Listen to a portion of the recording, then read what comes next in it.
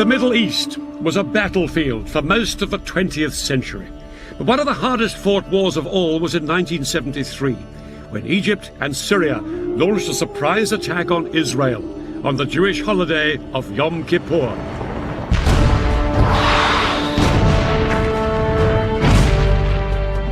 For 3 weeks, the battle swung violently from side to side. It brought each within sight of victory and defeat. And it brought the superpowers, America and the Soviet Union, close to a nuclear showdown. The Israelis were in no doubt they were fighting for their country's very survival. For the soldiers of Syria and Egypt, it was a battle for Arab territory and Arab pride. In this program, I'll be revealing how Arab and Israeli commanders astonished each other with the boldness of their strategy. And I'll be finding out how both sides used the latest weaponry with shattering results. No 20th century conflict has been as lasting and bitter as the struggle between Israel and its Arab neighbors. This is the story of the biggest battle between them. It's still such a sensitive subject in Egypt that they wouldn't let us film there. This is the story of the October War of 1973.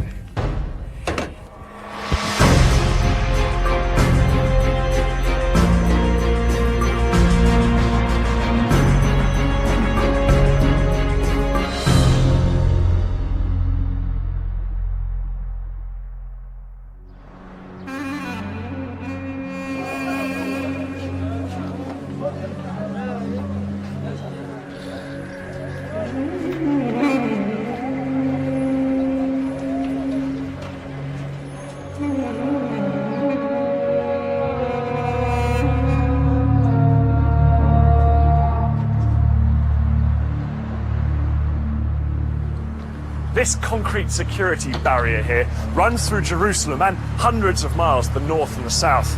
On this side live predominantly Muslim Palestinian Arabs. On this side, the largely Jewish population of Israel.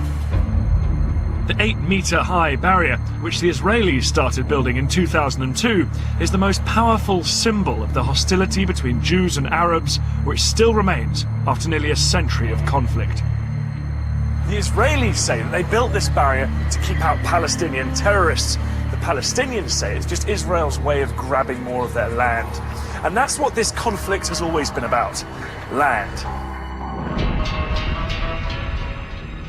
Land known at the beginning of the 20th century as Palestine.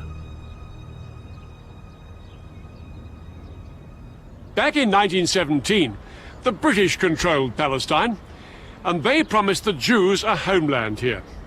The problem was, there were more than 10 times as many Arabs as Jews already living in Palestine. And as hundreds of thousands more Jews poured into the country, open fighting broke out between them. By 1947, things were so bad, the United Nations stepped in with a plan. This is how Palestine looked then. Lying on the eastern edge of the Mediterranean, it was bordered by Lebanon, Syria, Transjordan, and Egypt. The United Nations suggested partition.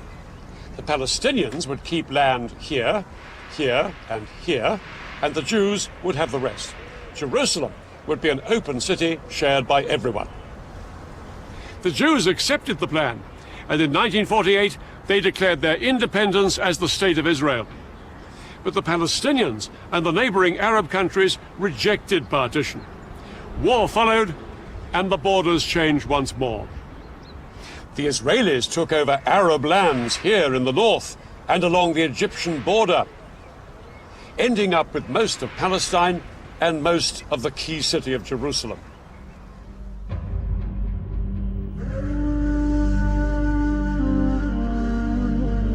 Tens of thousands of Palestinians fled or were expelled from their homes. These refugees headed to neighboring Arab countries, creating a refugee crisis that lasts to this day. One night everyone was awakened to the sound of people. Go, go, the Jews are coming. I can still recall the voice and the ensuing chaos. Within a short period of time, the entire village was marching out, carrying bare essentials, bedding on a mule, some clothing, some food. The Arabs refused to recognize this new state of Israel, and their resentment at the loss of Palestinian homes and land grew. For their part, the Israelis felt vulnerable, surrounded on all sides by hostile Arab enemies. Over the next 20 years, there was regular fighting along the borders. In 1967, things finally came to a head. On the morning of June the 5th, Israel launched a preemptive strike against Egypt.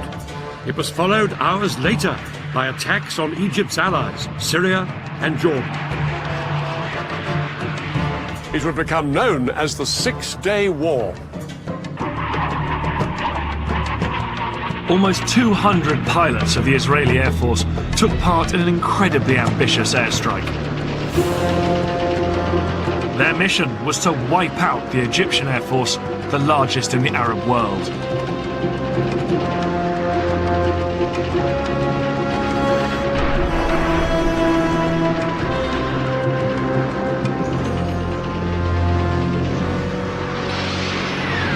In just under 2 hours, Israeli bombs destroyed almost the entire Egyptian Air Force before it had even got off the ground. Next, Israel launched strikes on the air forces of Jordan and Syria. By the end of the day, Israeli pilots had won total control of the skies.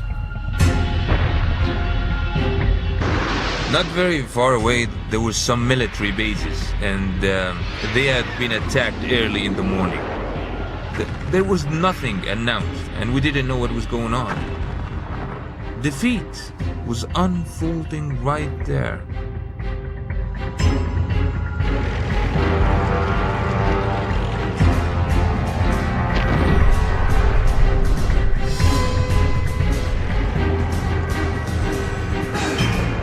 Israeli ground troops stormed into Syria, Jordan, and Egypt. At the same time, other Israeli troops made a bid to capture Arab-held Jerusalem.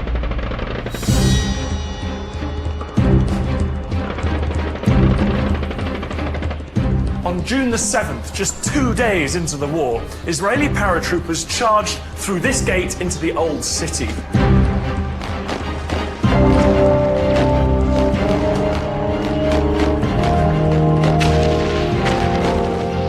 But as they pushed through these narrow streets, they came under fire from Jordanian snipers who'd taken up position in the upper stories of the buildings on either side. The Israelis pushed on. It took them a few hours to clear out these last pockets of resistance, but by early afternoon, the whole of Jerusalem was in Israeli hands. I took out the Israeli flag, which I carried with me the whole time, and waved it. I hung the flag on the fence. My commander, who was the toughest among us, was standing next to me. He burst into tears underneath his steel helmet. Another friend was weeping, a chain of bullets wrapped around his neck. In the days that followed, Israeli troops drove back the soldiers of Jordan, Syria, and Egypt. In 6 days, the Israelis had won the war. The defeated nations counted the cost.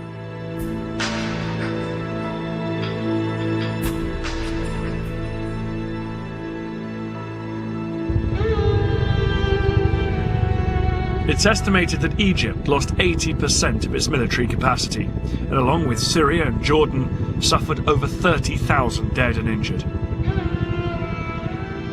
People didn't really know what was going to happen next. I mean, people were scared. The whole country was at a total loss of what to do. The fighting may have been over, but it hadn't created the conditions where the two sides could come together. Peace was as far away as ever. For the Arabs, the Six-Day War was an utter disaster. Before this whirlwind campaign, Israel had been a tiny wedge of land, squeezed between Arab states, only 9 miles wide at its narrowest. Suddenly, it was a Middle East superpower, and 5 times the size. The borders had been pushed back to swallow a piece of Syria up here, called the Golan Heights. To the east, Israel had seized the West Bank, And in the south, it now occupied Egypt's entire Sinai Peninsula, a huge expanse of desert. From this newfound position of strength, Israel's leaders demanded that the Arab world recognize the State of Israel.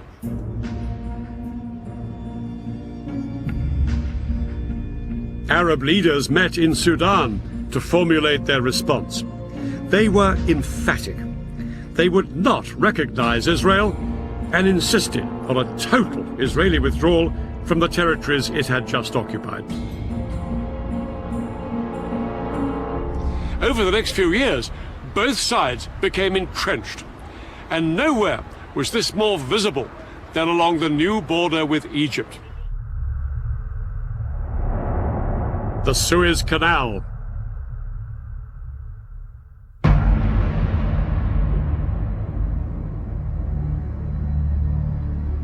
The canal is one of the world's busiest shipping lanes, allowing ships to pass between Europe and Asia without sailing round Africa.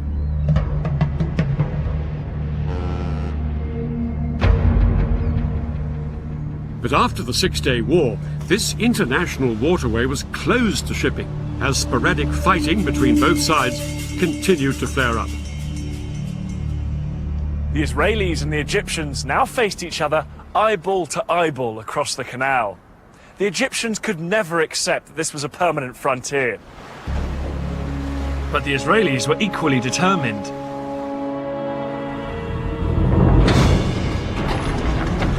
Egyptians now watched in horror as the Israeli military machine went to work.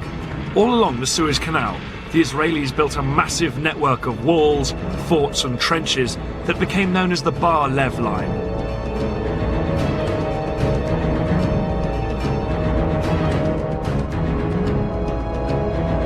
Israel resolved that Egypt would never force its way back into the Sinai. But they weren't just relying on the Bar Lev Line for defense. The Israelis also had a system for rushing troops to the front line.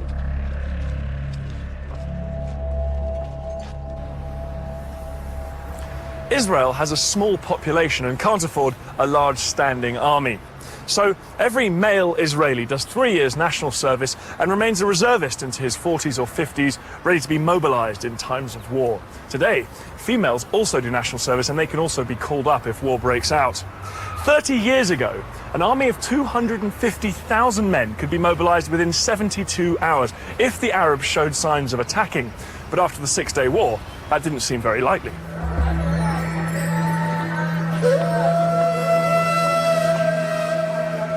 The Israelis had practically destroyed Arab air power.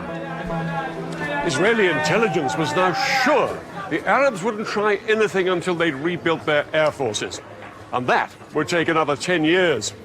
The Israelis were now supremely confident that if their neighbors so much as twitched, they would batter them into submission once more.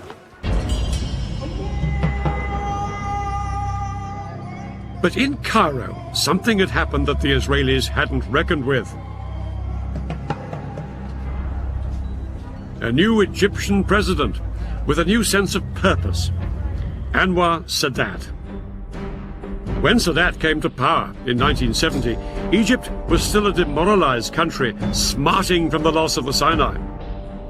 Sadat was considered a moderate by many, but one of the first things he did was appoint a dynamic and popular new military commander, General Saad el-Shazli. Shazli was given the job of revitalizing Egypt's poorly trained and under-equipped army, because Sadat was determined to do what the Israelis least expected: fight back. Sadat had decided that the only way to win back the Sinai from the Israelis was to make war on them. His plan was to launch a spectacular crossing of the canal and retake a strip of land in the Sinai. Sadat hoped that this would force the Israelis to negotiate a withdrawal from the rest of Sinai. But for this plan to work, Sadat was going to need help. Sadat found a willing ally in the Soviet Union, as the Israelis had with the USA.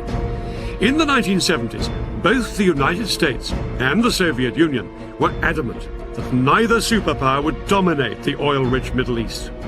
The Soviets provided Egypt with the latest surface-to-air missiles, called SAMs. These missiles, supported by thousands of conventional anti-aircraft guns, could effectively paralyze the Israeli Air Force.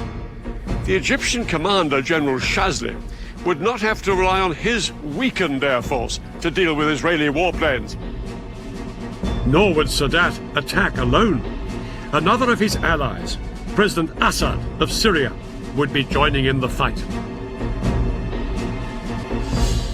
The key to the Egyptian plan was a surprise coordinated ground attack on Israel. The Syrians would attack on the Golan at exactly the same moment as the Egyptians struck along the entire length of the canal. But Shazli knew that no matter how stunned the Israelis might be by this two-pronged offensive, they would soon counterattack with their most lethal weapon, their air force. And that was where the SAM missiles came in. Shazli concentrated his SAMs along the Suez Canal. These missiles could bring down any Israeli planes that came within 15 miles. The SAMs and regular artillery guns would create a protective umbrella, shown here in red, under which Egyptian boats and infantry could cross safely. They would then seize the forts of the Bar-Lev line and secure a strip of land a few miles deep into the Sinai. The date of the attack was set for October the 6th, when the tides would give the most favorable conditions for crossing the canal. But October the 6th was also the holiest day of the Jewish year, Yom Kippur, when Israelis would be at home or the synagogue. With their plans in place, the Egyptians and their Syrian allies set about ensuring that the Israelis had no idea they were about to be attacked on two fronts.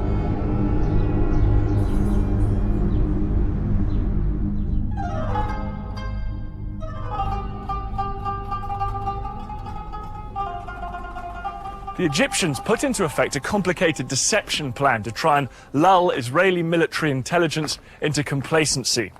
They had been gradually mobilizing their reserves, but at the beginning of October, they demobilized 20,000 men and sent them home. From what the Israelis could see, it didn't look like the Egyptian army was gearing up for war. As for the Egyptian soldiers based beside the canal, they were told to act as if nothing much was up. They could go swimming and bask in the sun in full view of the Israeli troops in the forts of the Bar-Lev line. Any military activity the Israeli lookouts did spot appeared to be just another regular exercise. By day, they watched as Egyptian troops came close to the canal to carry out maneuvers.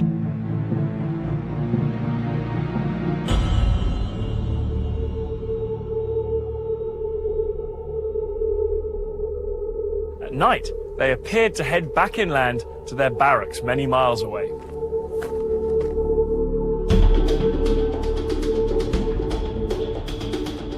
Hundreds of miles to the north, the Syrians on the Golan appeared to be doing the same. But in fact, these troops weren't withdrawing every evening. Under cover of darkness, more and more Arab soldiers were massing on both fronts. We started to train with real ammunition. We were also told we were going to Suez. We started to take our tanks, our amphibious unit on the railroad at night only, so the civilians couldn't see.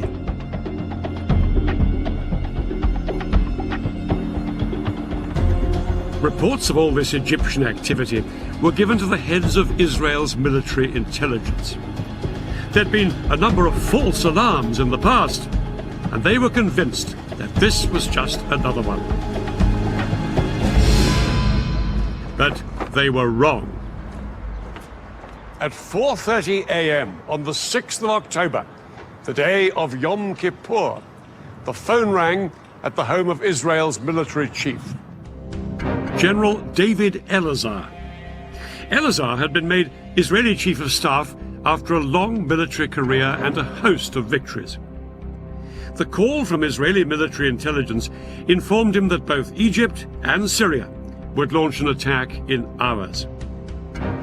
Elazar's immediate thought was to send his air force to hit the Arabs before they had a chance to strike. But that decision could only be taken in the halls of power by Israel's politicians. And ultimately, that meant one person, Israel's Prime Minister, Golda Meir. This 75-year-old was seen as the Iron Lady of Israeli politics, but she said no to airstrikes. She argued that if Israel was to win international support after the Six-Day War, it had to be seen not as the aggressor, but the victim. Eleazar was appalled at his leader's reaction. He was only given permission to mobilize a fraction of the reservists he needed, and yet, within a few hours, his country would face invasion on two fronts. Egypt and Syria were poised to launch their attack.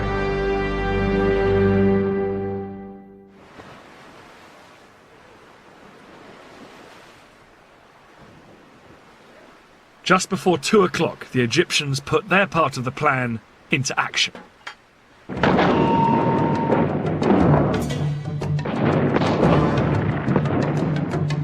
Their assault across the canal on the forts of the Bar-Lev line was such a momentous event in Egyptian history, it was later restaged for the cameras.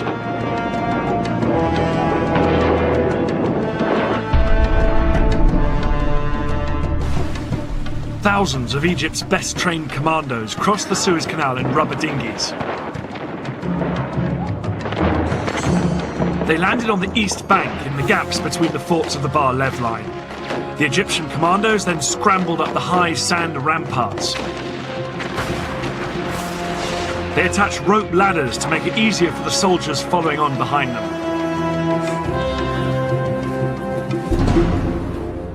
Behind this first wave were 100,000 Egyptian infantry and more than 1,000 tanks waiting to cross the canal, but the biggest obstacle to them were the giant sand ramparts on the Israeli side. These were as much as 60 feet in height. It was impossible for the Egyptian tanks and heavy artillery to climb up and over them. The Egyptians experimented with using dynamite to blow holes in them, but this was found to take far too long. But then one junior engineer officer had a flash of genius. He suggested using high-pressure hoses to blast the ramparts with water from the canal.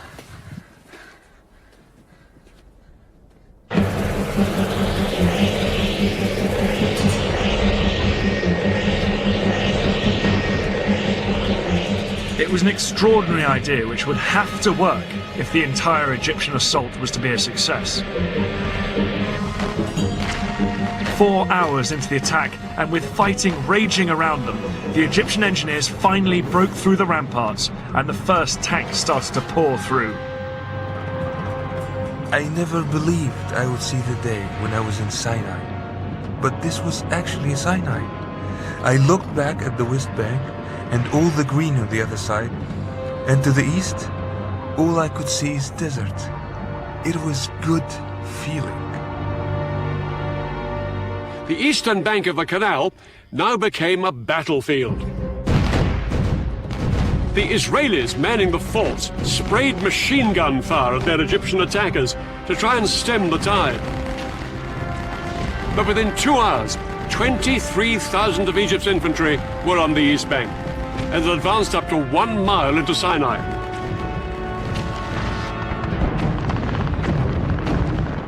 The fort was surrounded by Egyptian forces and was under constant fire. We made repeated calls for help. We fired from time to time and reported back what we saw. But mainly, we tried to keep up our morale. But the Israelis were sure that their air force would come to the rescue. The first Israeli jets were sent in at 4 p.m., flying low over the desert. But as they approached the canal, they found themselves under attack from the ground. The Egyptian SAM missiles and anti-aircraft guns caused havoc. As Israeli planes were shot down that afternoon, it soon became clear that Egypt's elaborate air defense umbrella was working.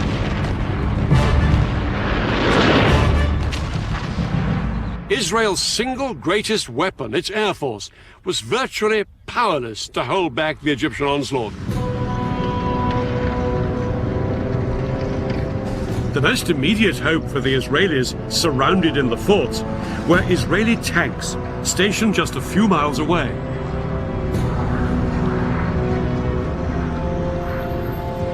The Israeli tanks raced towards the canal. They thought they'd throw the Egyptians back as easily as they had done in 1967. But as they got closer, they found themselves coming under attack from a weapon they'd never faced before. The Saga missile. This Soviet-made weapon was specifically designed to punch through the thick metal armour of tanks. Yet it was small enough to be carried onto the battlefield in a backpack. Unlike bigger anti-tank guns, the Saga could be set up in moments.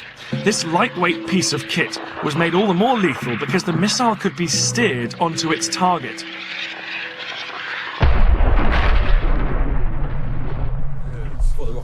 Today, Dan and I have come to the Royal Marines Commando Training Centre in Devon. We're going to find out why Egyptian foot soldiers found the new generation of anti-tank weapons so useful. A modern-day equivalent of the Saga is called the Javelin.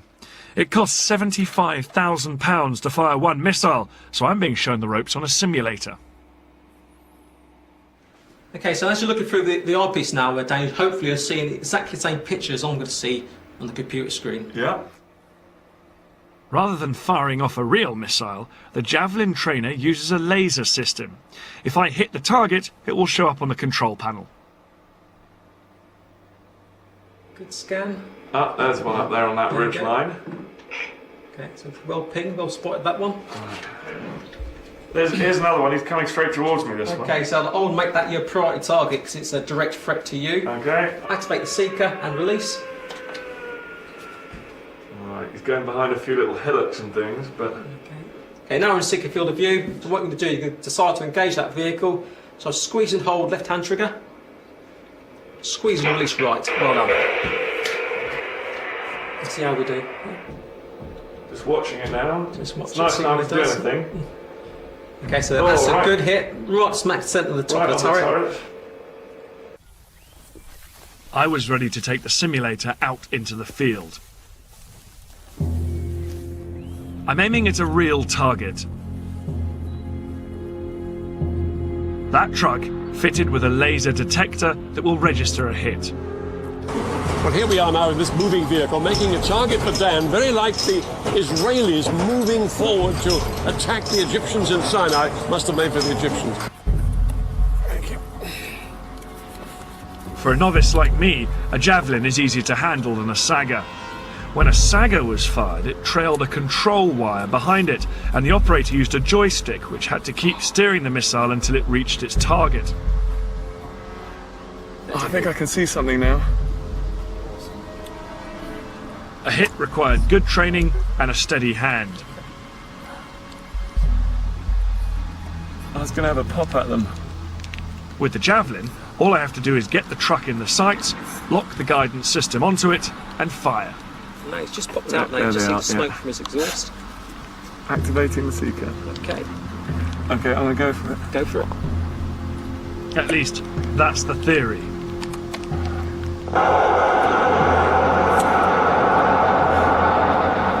God, it's tricky with that wobble when you just try and get the track gates on the target. Did I miss? Fortunately, that's a no result, which means you've missed. I really had no idea where Dan was. This is where the old speed of duel starts to come into it now. His state-of-the-art Javelin can hit my vehicle from over 2 kilometers away, a similar range to the Sagas in 1973. No wonder the Israeli tank drivers were taken by surprise as they headed towards the Suez Canal. They simply couldn't see the Egyptians lying in wait with the Sagas.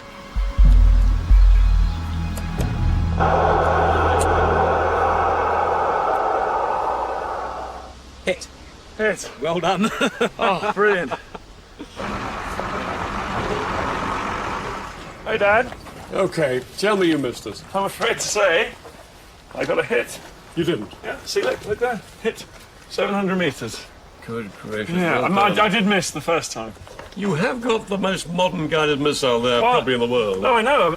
Because one thing worth saying is that the Sagas were wire-guided missiles. You had to keep the sight on the target all the time the missile was travelling towards it. It had to be fixed there, whereas you just fired it and forgot.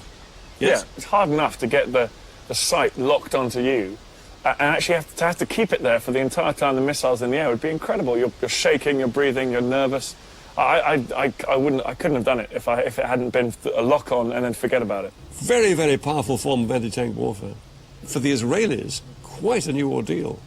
In 1973, the saga was turning the Sinai into a tank graveyard. The tanks, which were the pride of Israel's army, were being destroyed by Egyptian infantrymen. Israel had begun the war with around 300 tanks in Sinai.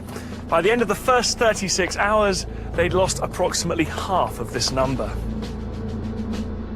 Things were critical for the Israeli soldiers in Sinai. But that was only half the story.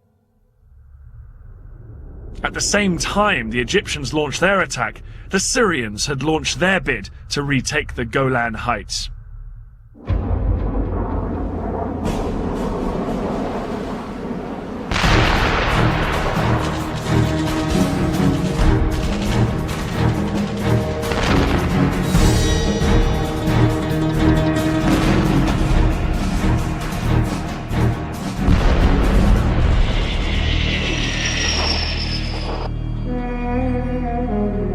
The fertile soil of this battlefront couldn't have been in greater contrast to the arid desert of the Sinai.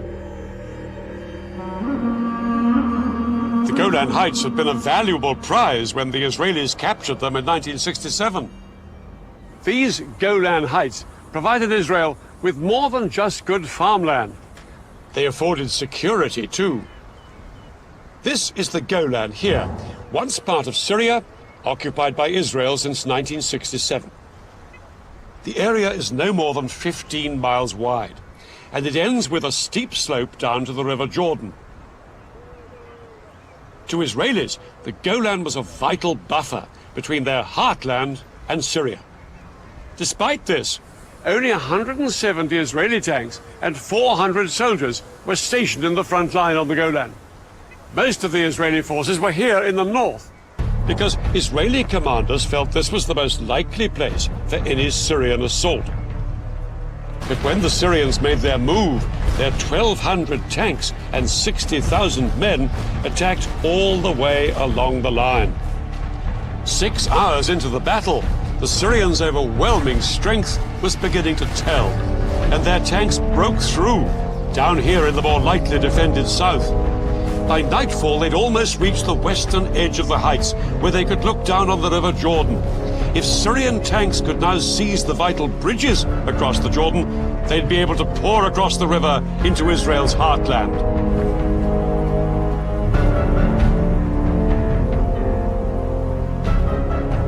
For Israeli soldiers in bunkers along the front line of the Golan Heights, the first day of the war had been a disaster.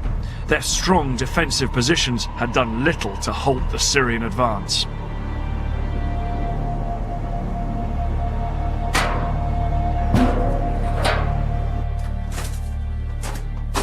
This is one of the Israeli bunkers dug in to the Golan Heights, and it's got an incredibly strong construction. It's deep underground, it's reinforced concrete and these steel plates here as well. The amazing thing about 1973 is these strong points were so difficult for the Syrians to take, they didn't even bother trying. They simply bypassed them with their tanks and kept pushing forward.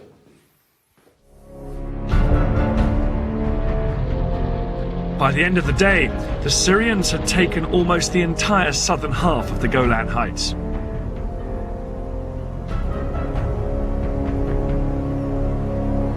It was a nightmare situation for Israel. It had been caught unawares, with far too few troops on both front lines. All Elazar, the Israeli chief of staff, could do was to mobilize every single reservist in the country. In towns, villages and farms across Israel, news filtered out that their country was under attack. Because it was a holiday, TV and radio was off the air, and so soldiers on motorbikes had to race through built-up areas, calling up the reservists.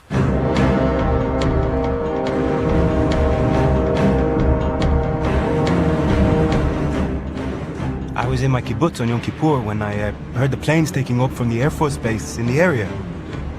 I drove with another member of my kibbutz, who was also a company commander, to our assembly point. On the way, we said that whatever was happening, we'll probably be back home in a day or two.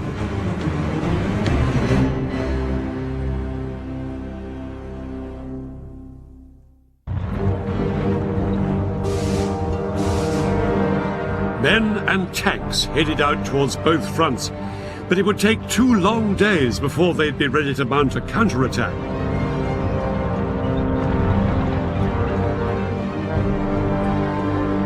Then, on October the 8th, David Elazar announced to the world that his army had finally gone on the attack. This morning, we started our counterattack, and we shall wreck and destroy completely all the attacking forces. Elazar's first push was in the Sinai Desert. The Egyptians had known that the Israelis would always counterattack, and they'd been lying in wait for just this moment. As soon as the Israeli tanks came into view, they let rip with devastating rocket, artillery, and Saga missile fire.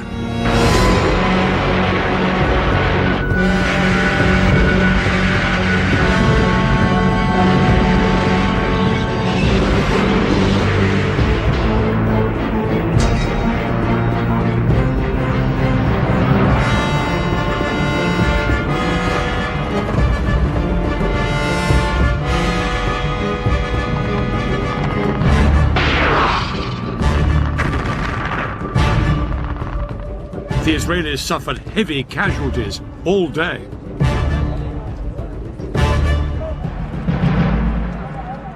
At least 50 of their tanks were destroyed or disabled. To the Israelis, it was abundantly clear this was no longer the poorly trained Egyptian army they'd fought in the past. By the end of the day, Israel was facing catastrophe. Israelis had believed that once their army was in place, they would be victorious. Now they had to face the shocking truth that this hadn't happened. Prime Minister Meir sent an urgent request to the Americans, begging them to resupply the country.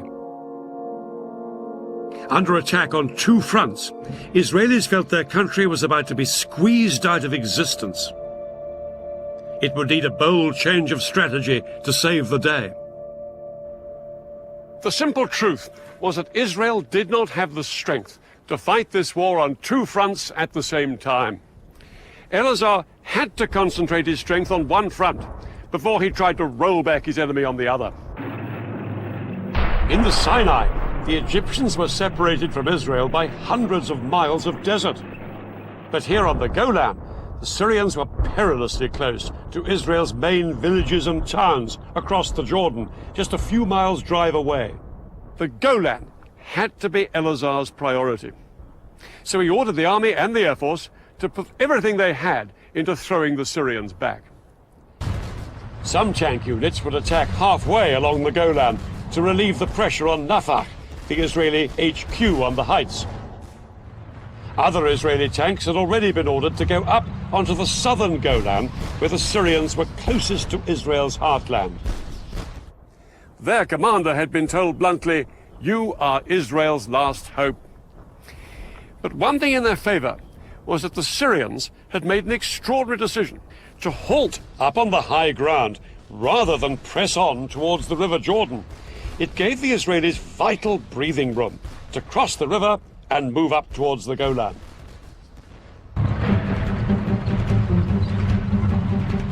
On the night of October the 8th, Israeli tanks stormed the Syrian positions.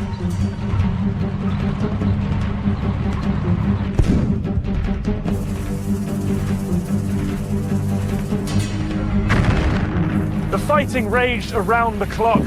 The Soviets had given the Syrians their latest infrared night fighting equipment. The Israelis had nothing of the kind. And that meant during the hours of darkness, the Syrians could identify the Israeli tanks and cause horrific casualties.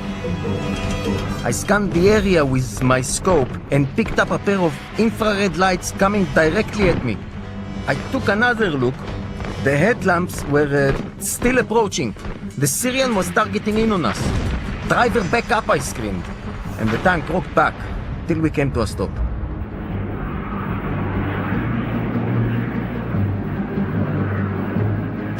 But as day broke, the Israeli ground troops got some much-needed relief from their air force.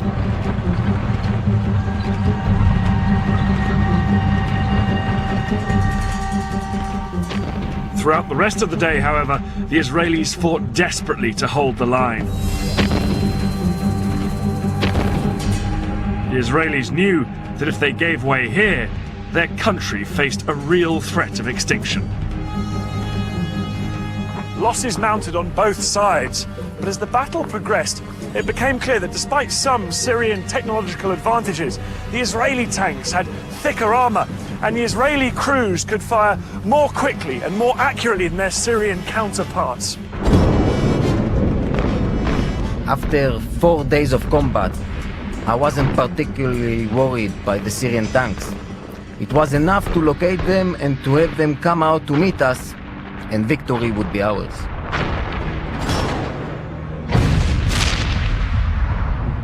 By the 10th of October, 4 days into the war, there was an astonishing turnaround. The Syrians were in full flight from here on the Golan. Israel's tanks chased them into Syria itself, and soon the Israelis were within shelling distance of the Syrian capital Damascus, just 30 miles off that way. Syrian President Assad sent a message to President Sadat, urging the Egyptian leaders to do something to relieve the pressure on Syria. And now Sadat made a momentous decision. Down on the Suez Canal, Sadat ordered his men to thrust way beyond the strong defense line they had established on the east bank of the canal. Their objective, strategic passes through these mountains. But to get there, they'd have to leave the safety of their SAM missile umbrella way behind them. It was a high-risk strategy, and Shazli was appalled by the decision. But Sadat was immovable. What followed would be one of the biggest tank battles in history.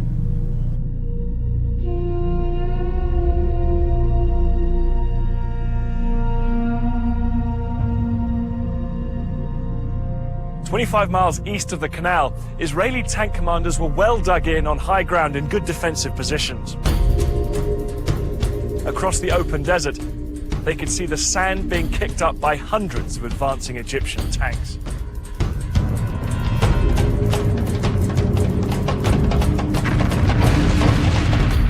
The Egyptians were totally exposed to withering Israeli fire.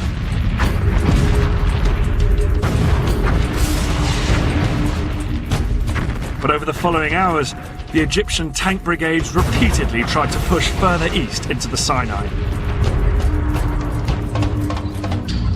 As the Egyptians moved out beyond the protective cover of their SAMs, Israeli aircraft rained down bombs on the exposed Egyptian tanks.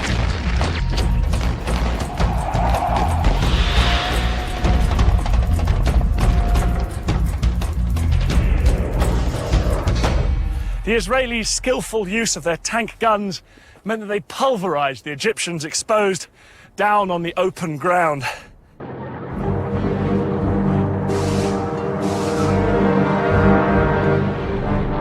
The Israelis knocked out an estimated 260 Egyptian tanks. They lost only 20 of their own. Yeah, we fought hard. It was a successful tackle. And what made it possible was the fighting spirit of our soldiers. This battle was a turning point in the war. Now the war started to swing in Israel's favor.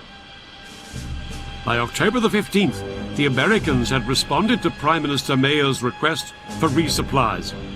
For days, American planes arrived in Israel with huge numbers of tanks, shells, and new planes. Israel was in a much stronger position. Elazar and his commanders were determined to force the Egyptians back across the canal. They now planned an exceedingly ambitious and risky operation, and a man who would play a key part in it was General Ariel Sharon. Sharon would later become Israel's prime minister, but in 73 he was one of the country's most dynamic generals and immensely charismatic. He just left the army that summer, but when war broke out, he was recalled. His detailed knowledge of the Sinai, where he'd fought during the Six-Day War, would prove invaluable in framing Israel's audacious new plan.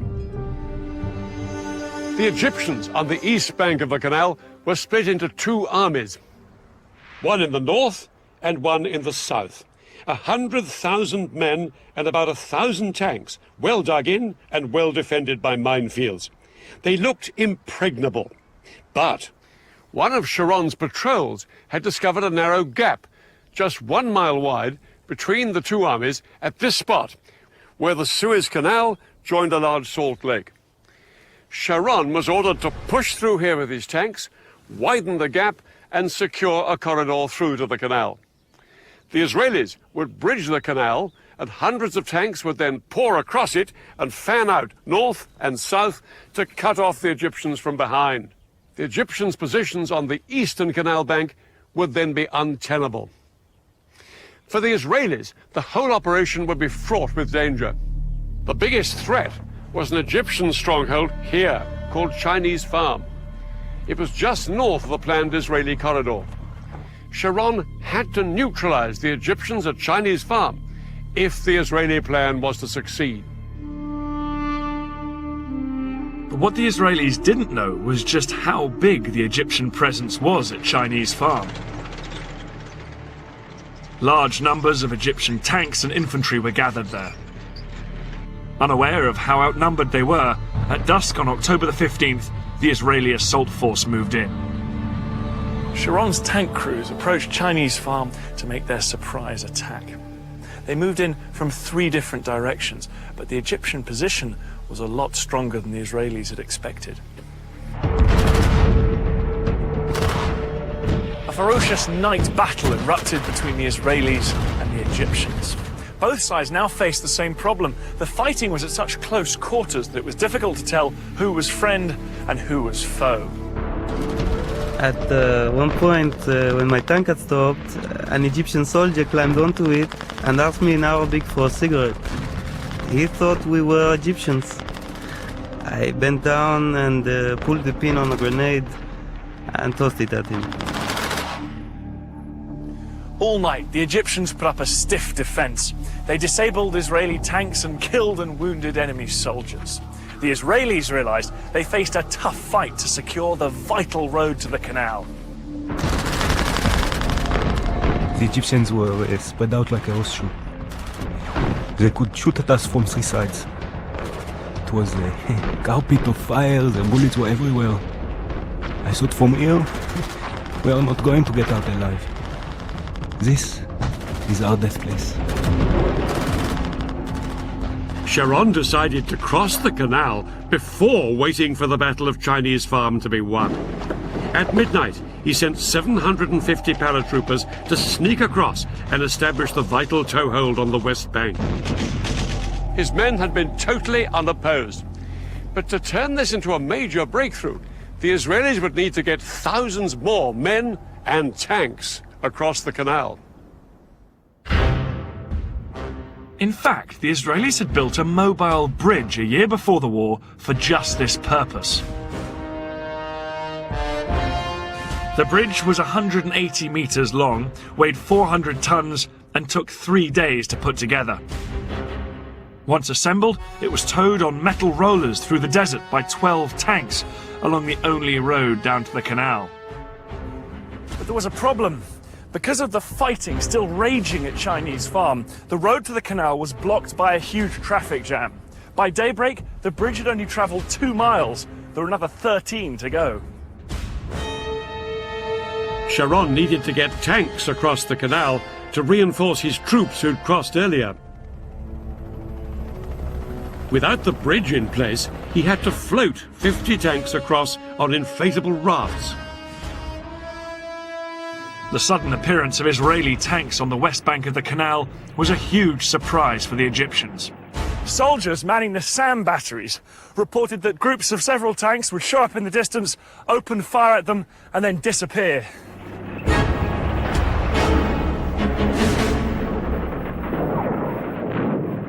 Later that day, on the evening of October the 16th, the Israeli Prime Minister Golda Meir triumphantly told the Israeli parliament their troops had crossed the canal into Africa. In reality, it would be another 2 days before the Israelis secured the corridor to the canal. It wasn't until October the 19th that the bridge was finally in place.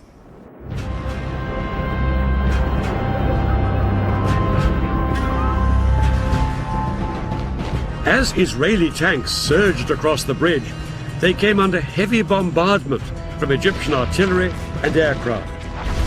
But the tanks pushed on to their first objectives on the West Bank, Egypt's SAM missile sites.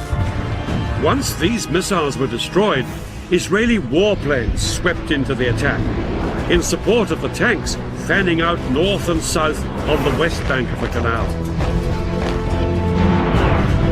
Egypt's Third Army, here on the east bank, was soon in danger of being surrounded. Shazli urged that some units should be pulled back here to the west bank to fight the Israelis. President Sadat replied abruptly, "No retreat." He believed that reducing forces on the east bank would risk losing everything they'd fought for. But Sadat was ready for a ceasefire.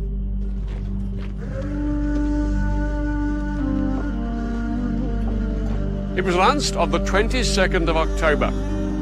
The Israelis agreed to the ceasefire as well, but in reality ignored it and pushed on south to secure more land west of the canal.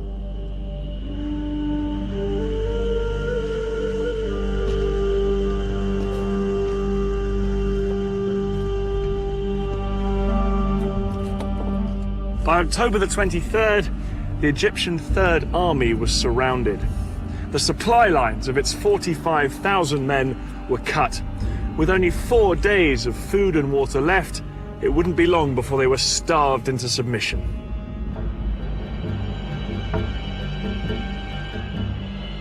Some Egyptian soldiers were so desperate they surrendered. Others hung on. No food come to us, no munitions come to us, no evacuation of any injured, no water, and we didn't need gas because we weren't going anywhere. And just when it seemed to be over, the war took a dramatic turn. It was at this critical moment that Egypt's most powerful ally, the Soviet Union, made one final bid to help the Egyptians. The Soviet president, Leonid Brezhnev, told the Americans unless they agreed to send a joint US-Soviet peacekeeping force to the Middle East, he would send Soviet troops on their own. The Americans were determined that no Soviet troops would enter the Middle East. In a sudden escalation, America put its nuclear forces on alert. US nuclear missiles were readied in their silos, and 2 aircraft carriers with nuclear strike forces were ordered to the eastern Mediterranean. The implied threat of nuclear war forced Brezhnev to make a choice: to escalate or to climb down.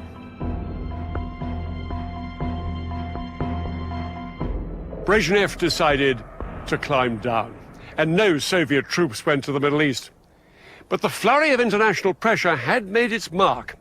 On October the 25th, the Israelis finally heeded the ceasefire, and the October War was effectively over.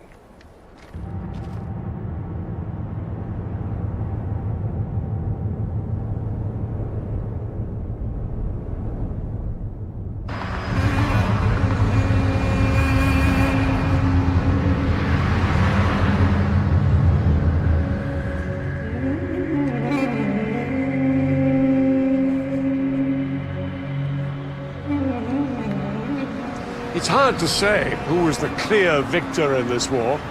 The Israelis, who saw both their fronts shattered by surprise attacks, made an astonishing military comeback. But the Arabs gave Israel a real shock. For many Israelis, the 9,500 soldiers killed or wounded during the October War was an unacceptably high price to pay. They blamed their government for failing to heed the warnings that war was imminent. Israeli confidence was shattered.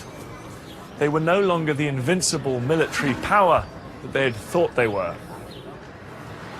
Despite the fact they'd suffered up to 30,000 casualties, perhaps in the end, the side that gained the most from this war was Egypt. The Egyptian crossing of the canal was seen as a major military achievement that restored Arab pride and gave President Sadat the confidence to make a spectacular bid for peace.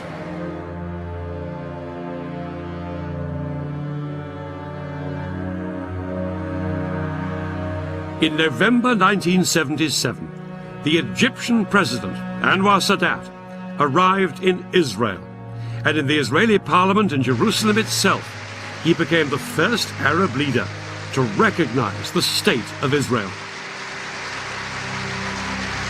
ولقد جئت إليكم اليوم على قدمين ثابتتين. Israel and Egypt were now on the road to peace, which culminated in 1982 with what Sadat had always wanted: a complete Israeli withdrawal from the Sinai.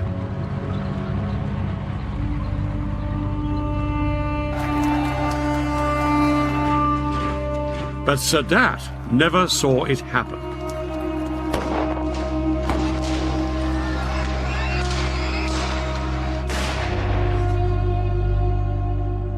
On October the 6th, 1981, the 8th anniversary of the war, Anwar Sadat was assassinated by gunmen opposed to his peace treaty with Israel. The October War had claimed its last victim.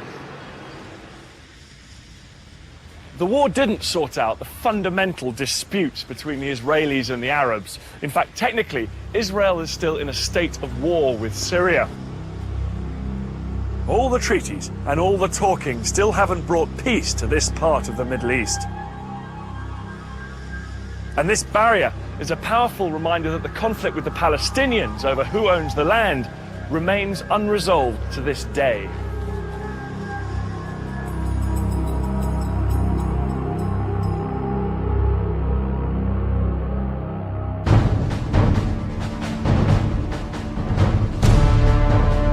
Next week, 20th century battlefields brings you the Falklands War. In April 1982, Argentina invaded these remote islands and triggered one of the most ambitious military undertakings in British history. I look at how the British fought 8,000 miles from home. And I'll see how the troops tackled this hostile terrain. It was in a way one of the century's most bizarre conflicts. It's the story of the battle for the Falklands.